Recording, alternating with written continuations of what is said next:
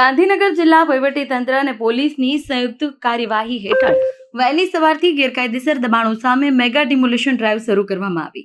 જિલ્લા વહીવટીતંત્ર અને પોલીસ દ્વારા કડક બંદોબસ્ત ગોઠવી 500થી વધુ પોલીસ જવાનો સાથે કાર્યવાહી હાથ ધરવામાં આવી। ડ્રાઈવનું મુખ્ય કેન્દ્ર સાબરમતી નદીકાંઠા વિસ્તાર છે, જ્યાં પેથાપુર, ચરેડી અને જીબી જેવા વિસ્તારોમાં સરકારી જમીન પર વર્ષોથી ગેરકાયદેસર બાંધકામ કરી દબાણો ઊભા કરવામાં આવ્યા હતા।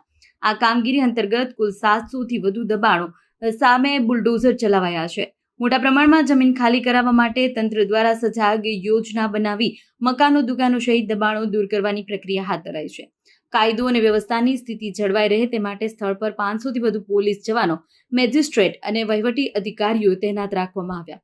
સ્થળ પર નાની મોટી ગમતલય ટાળવા માટે ટ્રાફિક અને કંટ્રોલ રૂમ મારફતે પણ નિરીક્ષણ ચાલુ રાખવામાં આવ્યું।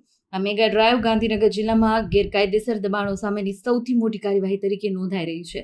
તંત્રનું કહેવું છે કે આવનાર દિવસોમાં પણ આવી કાર્યવાહી ચાલુ રહેશે અને સરકારી જમીન પર થયેલા તમામ દબાણોને દૂર કરવામાં આવશે।